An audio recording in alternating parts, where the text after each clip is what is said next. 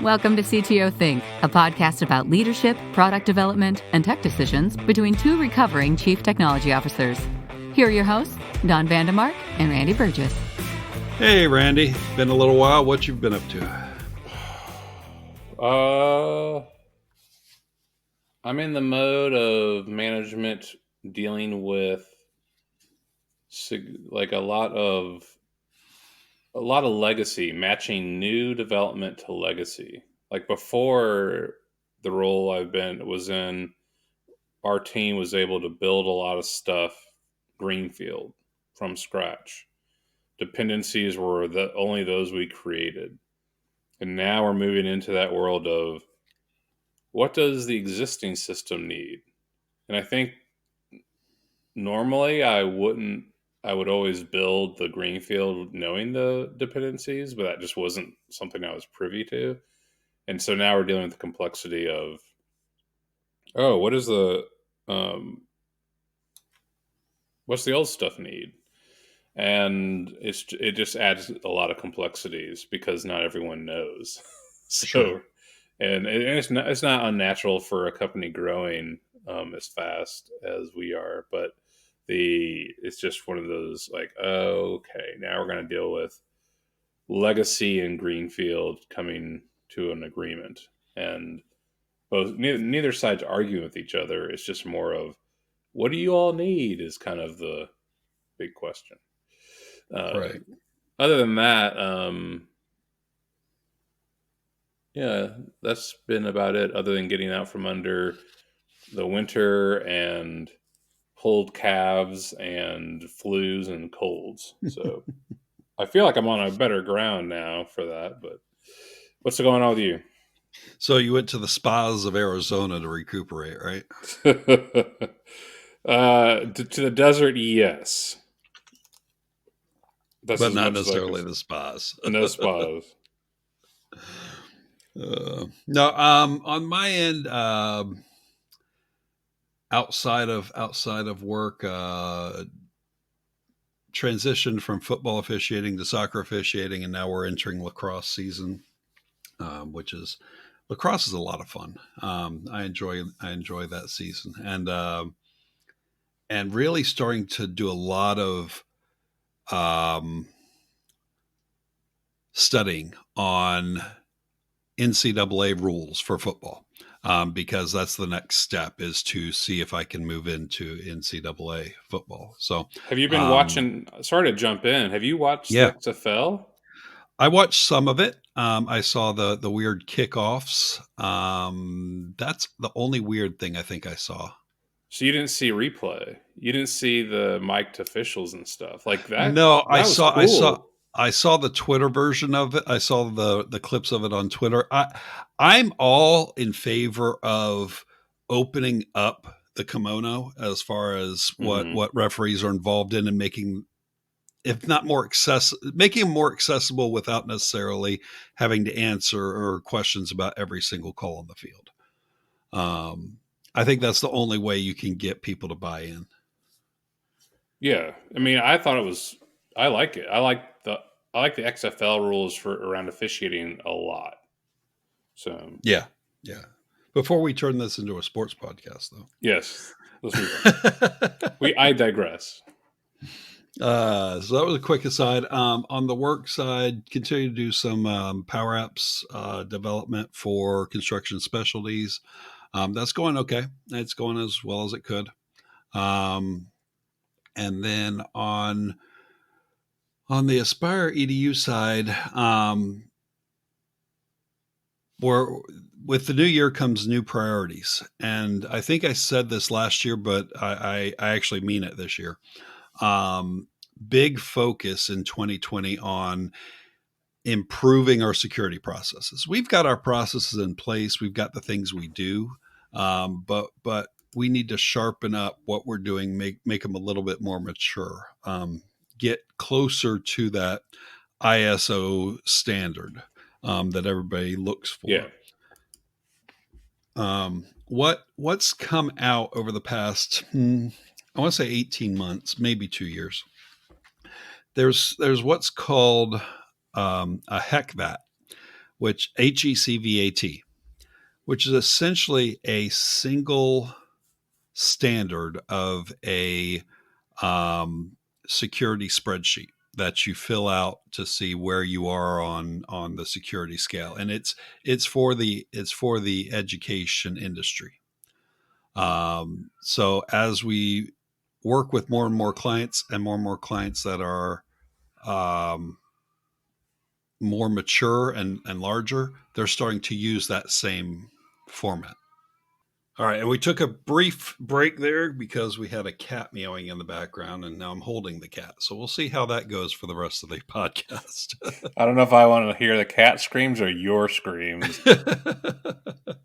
So anyway, this is a standard spreadsheet that everybody's sending out, and we've been responding to it over the past 18 months, but now we're seeing the next evolution of that, which is schools using that and then having consultants review it. So instead of the school IT staff reviewing it themselves, which leads to inconsistent reviews, they're now going to consultants to review them and ask questions of the vendors. So now we're getting a lot of the same questions and a lot of the same clarification questions about the same answers we're providing. Yeah. So that's fine. I understand it, and I've got no problem making our security more mature. There is a fine line when it comes to how much security you have in relation to how much revenue there is. If I spend all our revenue on security, because I could spend millions of dollars on security and then we go out of business. So there's a certain that there certainly is a fine line that we're trying to draw. So we're now in the case of trying to go ahead and make some of those things more mature, and that's where we're headed. So that's what I've been focused on. Go ahead. Well, I wanted to make a comment that has nothing to do with you all. It has to do with the industry. Because I've been talking to a side project thing, and they're in the enterprise space, and they get these security audits all the time. Right. And basically, it appears to be, if you say, oh, we use a vendor and it's ISO compliant, everyone just says, great, that's a relief. And they walk away. And I'm like, that used to be the way it was. Okay. And you're saying that's changing. That's changing slightly. So we use Heroku, we use AWS. For the physical security, all our questions are, we use AWS, they're ISO compliant. No, we can't provide you their SOC 2 report because they make us sign an NDA in order to look at it. Mm-hmm. But you can be sure that they have one. And if you'd like to sign an NDA with AWS, you certainly can and get your own. Mm-hmm. So as far as physical security, not a problem. It's when you start to get into things like firewalls, they're starting to poke at that a little bit more. So yes, Heroku and AWS control the firewalls, but they want more. And I'm like, I can't give you more because we don't control it. Yeah. So we're kind of in that area right now. And the next step is to potentially implement a in-app firewall or an SPA firewall. SPA, SPI, the acronyms, I'm not remembering the acronym properly, but it's one of those. That's an in-app firewall. That's another option we can take. And again, it's a matter of how much do we want to spend. I have no idea what you just said. Like, I don't know what that is. Yeah, I didn't either. I had to look it up. And it's just a way that it's just additional software and additional processes that you're putting in to evaluate every request coming through. So you're putting a request in front of AWS? No, you can't change that. But before you even process anything, it comes in, goes through AWS, comes to your system, and then Mm. you pass it through the firewall. If it passes, you go ahead and let it in, do what you're going to do to it, and pass it back out. A Um, firewall under, like, behind the AWS firewall. yes, which again, do it's a matter of how much security do you need? Do you need that level of security? Yeah. It's something I'm digging into. So it's one of those things. Something that's come up over the past few times, and this actually didn't come up on the security surveys at all. This came news reports over the past month or so with Mm-hmm. Chrome 80 and the change they're making on how they handle third party cookies. Mm-hmm. And Chromium's blog post came out in October that they were going to do this for Chrome 80. Chrome 80 was released February 5th. I knew nothing about this until mid January. So it went Mm-hmm. from late October to mid January, and I'd heard nothing. And you and I follow a decent amount of the industry news, Yeah. and I hadn't heard anything. So I don't know if that's a case of only the security people were aware of it and only they were worrying about it until mid January hit, and everybody was about 2 to 3 weeks out. And all of a sudden it was, oh, by the way, you've got to do this or else your sites are going to start acting funny. But what is a third party cookie? And, like, I think I didn't pay a ton of attention because I don't really deal with cookies that much. Like, I know it has to do with my session management, Sure. but I don't And really. that's the issue we have is we run within an LTI instance, and LTI is a standard for um, integrations within the education industry. Um, we run within the Canvas learning management system. So people go into Canvas and our software is right there as an additional link within Canvas. So it looks like it's part of Canvas. But in order to make all that work, you need that third party cookie working because we're a third party to Canvas. And Canvas is a third party to us. So there are simple ways around it as far as just making a same site setting in order to make it work. But that's really the short term answer. The long term answer is much more complicated, and it's something we looked at doing because there were benefits to it, to where it would. Right now, you can't open more than one tab of Canvas and our software at the same time because the multiple tabs just mess it all up because it's all Hmm. sharing the same one. Mhm. Whereas if we make the more significant change, you can have as many tabs as you want and it won't affect anything. Yeah. So I believe it's the way we implemented it in Django, causing that. So it, I'm not at all upset that Chrome went this way. This seems like a more secure thing that they did. Um, what I'm still a little surprised and confused about is how off guard it caught us all. Because I'm not the only one. My developers hadn't really heard about it till early mid January. Again, we we started to look at it, and all of a sudden I was in a rush. I was like, okay, what are we going to do? Do we have to make the significant change? And more research we did, it was like, no, we can make this same site change that Chrome recommends, and we'll be fine. So Well, so this goes down to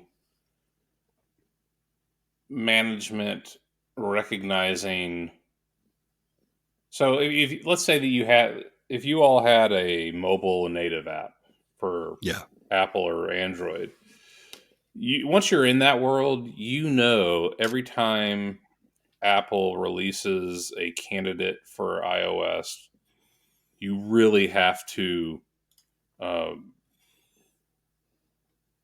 you really have to kind of be on top of every release the operating system is putting out there. You have to Sure. test ahead because it's because of the youth of the Android and iOS platforms. And I know I'm talking about a decade, but that is young. We all know how much it changes. In the Microsoft world, we used to deal with that a ton for anything you release.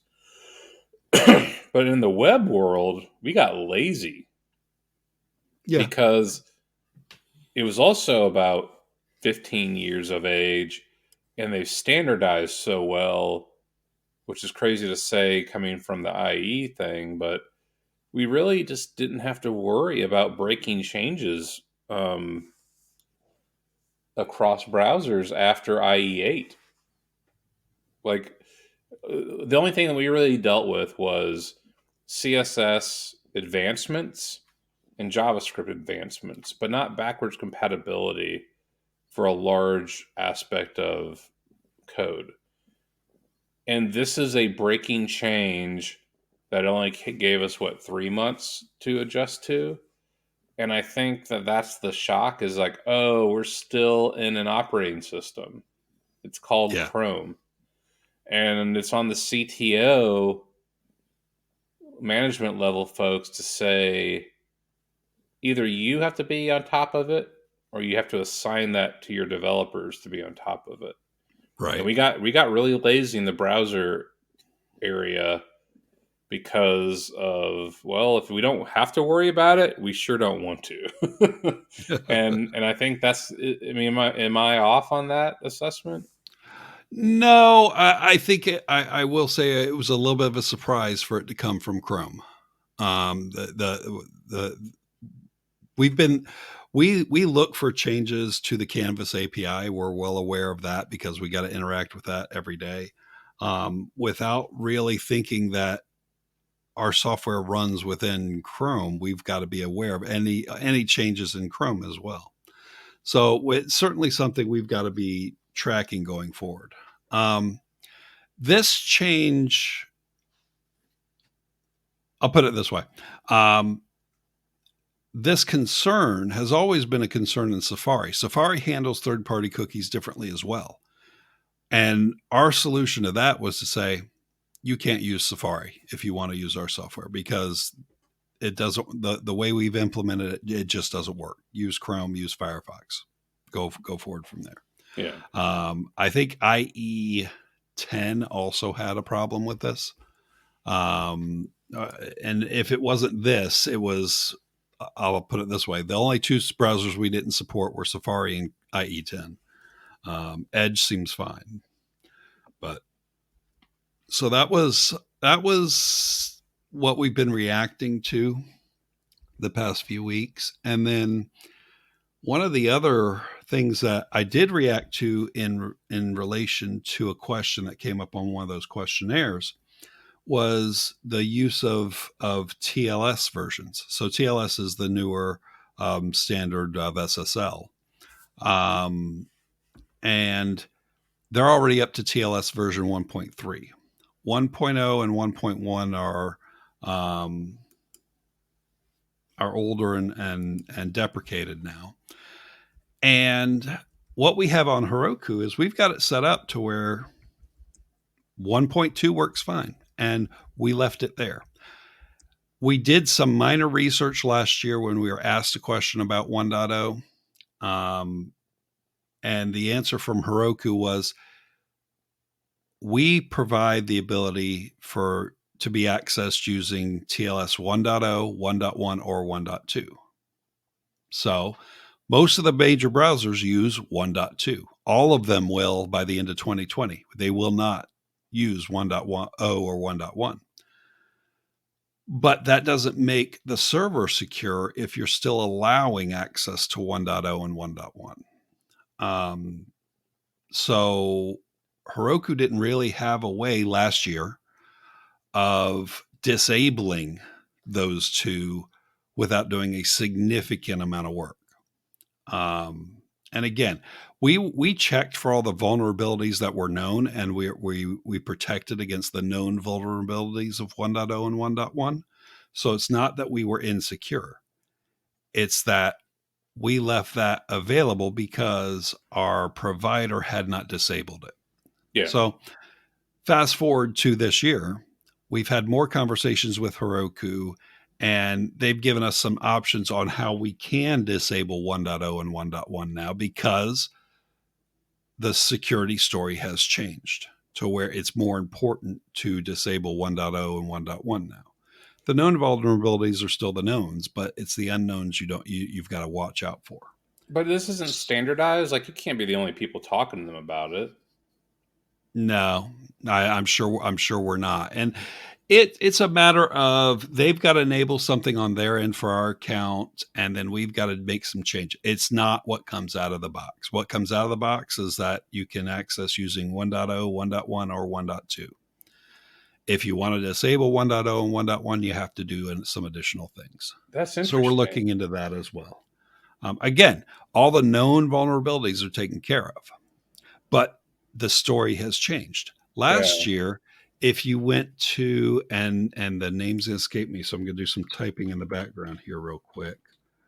Qualsys has an SSL test, or Qualys, Qualys. If you go to sslabs.com, you can run an SSL server test to see how secure your website is for SSL items.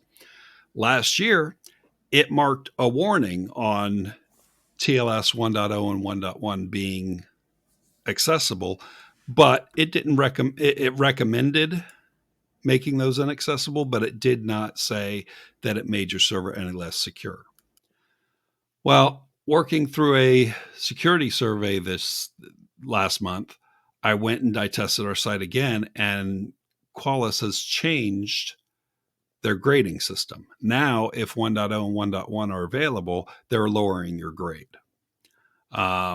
Which, again, it's one of the ways we're testing security. So if we're going to try and purport that this is one of the ways we're testing security, and it's saying we're not passing, or it wasn't saying we weren't passing, it was changing our grade from an A to a B, which is concerning enough to go ahead and make the changes. So we're working with Heroku now to go ahead and make the changes to go to disable 1.0 and 1.1 so that we can just make 1.2 the one you can access from, and maybe 1.3 as well. Without trying to get you in trouble on any particular client, how much do you think your clients asking the questions really know about what they're asking about? So these are all pre-sale questions. They're all pre-sale, not existing. Correct. Interesting. I don't remember an existing client coming back and auditing. I'm sure they will, and I'm sure they can. Let me reverse that. I'm sure they can. I'm sure they will. They can, and maybe they will. Somebody will. Someone will, because a new CTO will come in at some school somewhere and say, okay, I want to audit all the vendors. It's going to happen, and so I should just be ready for it. So, and we're ready for anybody that wants to audit. That doesn't concern me.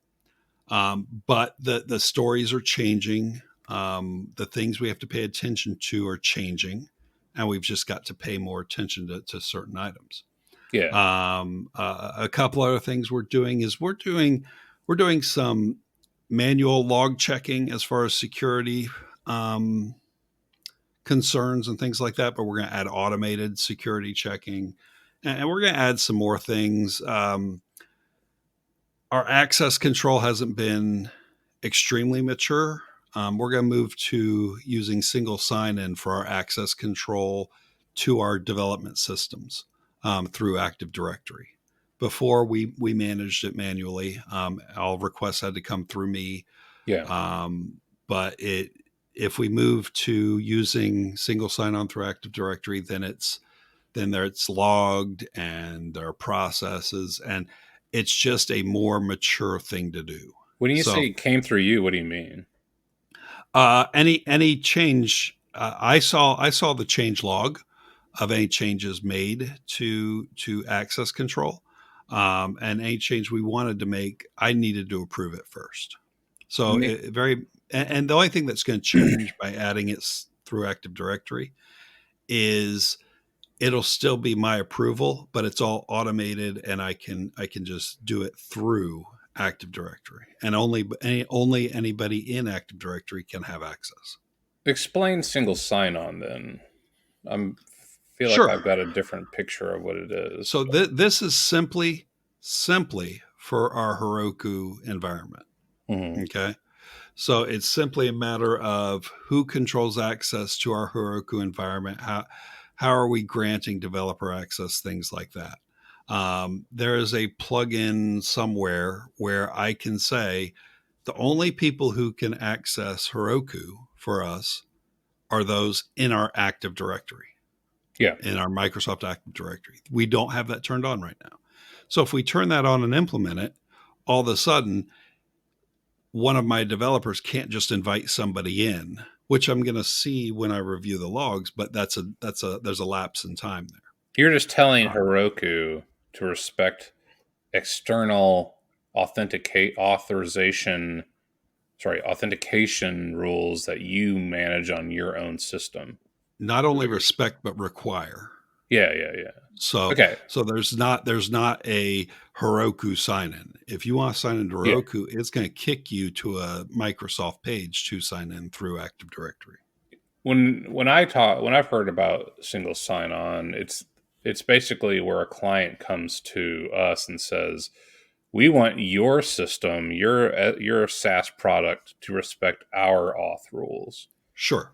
So it's essentially the same thing as happening with Heroku. But when you said single sign-on, I thought you meant the AspirEDU app respecting your client's single sign-on. No, to some degree, we already have that because they log into Canvas and they get access to our app. So that's kind of what the LTI standard is. LTI is a little more complicated than that, but part of it is the single sign-on. Yeah. Okay, that's what I thought it was. So I was right. Yeah. In my mind, for the question I had, I already knew we're on the same page. Yeah, I'm not going to tell you we're wrong because you won't listen to me anyway. So that's, again, 2020 is all about security. This morning I wrote a lot of stories, a lot of issues in GitHub because we track all our development in GitHub. So this morning I was writing issues in GitHub about all the things we're going to do. It's coming time to do another disaster recovery test. Mm-hmm. We've done them in the past. It's coming time to do that as well. So we normally have one big feature a year. I think our big feature this year is enhanced security. Mm-hmm. Clients won't see it, but that doesn't matter. It makes it better for everybody. So, you don't ever want them to see it. Exactly. It needs to be this seamless layer that the only way they would ever see it is if it failed, and that's what you don't want to have happen. Right. And we're in okay shape now. I don't think we're bad by any means. There are very few questions that I answer on those questionnaires where I feel bad about them. I feel good about everything we do. Mm-hmm. That doesn't mean we can't do better. Yeah. And it's always a balance of what we're doing versus revenue again. So. Yep, makes sense. That's pretty much where we're headed this year. So cool. Well, I don't have anything else. Security is definitely something that is. I feel like it's becoming like at first it was a monthly discussion that the whole team would talk about, and now it's becoming a bi-weekly. And I think it's going to become, I know it's an initiative that will become at the forefront of almost everything we do. It's just the sophistication of the hackers and the cost. I think now companies truly understand there are numbers out there for what does it mean when you have a data breach? What is the confidence side effect with your clients? with your sales team? What's the legal ramifications? What kind of money damages are courts willing to award classes of plaintiffs? Sure. Like all of that's starting to become a mature, like you could put a number on it, which then means, which means two things. One, companies, CTOs are able to start budgeting because they can go to their leadership and say, look, this is the side effect if we don't take care of these things. And there's the security companies, which are much like healthcare. They say, oh, we know how important this is now. We're going to bump up our fees. Yeah. And it's so amazing. Really, like if I was going to tell a green developer, like, what should I get into in technology if I want to make some good money? I'd be like, oh, you need to get into security. For sure. We need to focus on that because truly it is the healthcare push the prices up enterprise business that you can just charge an arm and a leg for. Just like law is around these kind of things. Right. Lawyers get paid a lot because they are part of a business where the cost of not hiring them is substantially greater than not doing anything at all. So, yeah, it's something that if you're a CTO or a leader in the business and you just kind of kick the security to the curb, I just don't see how you're doing your job well anymore. Sure. Yeah. Which makes it more complex, but also gives a layer of job security as well, I guess. Yeah, and it's certainly been a learning experience because this is not something I grew up in. So yeah. Yep. And so the other, I remember this is a full circle back to our the XFL discussion. So I'm playing in a XFL fantasy league, and this poor dude set up a site to manage fantasy XFL. And I remember the pre-pro sports, like I learned how to code because I built a college fantasy football system back in the day. Sure. And the one thing I punted for 2 years was security. Right. Like I don't know how to do it. No one gives a crap. Hackers won't care. And so when I decided to close it down, I had a couple people reach out and go, "Can I buy this from you?" And I was like, "No, that's called liability, and I just don't want to do it. I know it's full of holes, and I don't want to have to support it." But nowadays, you can't start a business with that attitude. You could not, you can't punt security on your MVP. It just doesn't work like that anymore. No. And I was looking at the XFL site. I'm like, yeah, this poor dude and all that he's doing is in such a different era than when I started. Right. And yeah, that was just an interesting flashback this weekend. For sure. I saw what this guy was doing. Anyway, that's all I got. All right. Well, sounds good. Sarabi says goodbye to everyone.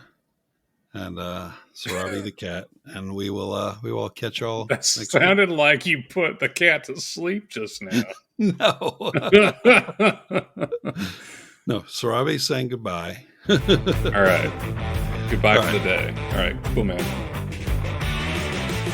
Thanks for listening to the CTO Think podcast. Show notes and previous episodes can be found on our website at ctothink.com. Reviews on Apple iTunes are always appreciated and help promote the show. Patreon contributions help us to produce episode transcripts, which allow people that are deaf or hard of hearing to access the show. If you have feedback, ideas, or want to be a guest, please email us at hello@ctothink.com. Show music is Dumpster Dive by Mark Wallach, licensed by premiumbeat.com. Voiceover work by meganvoices.com. You'll hear from us next week.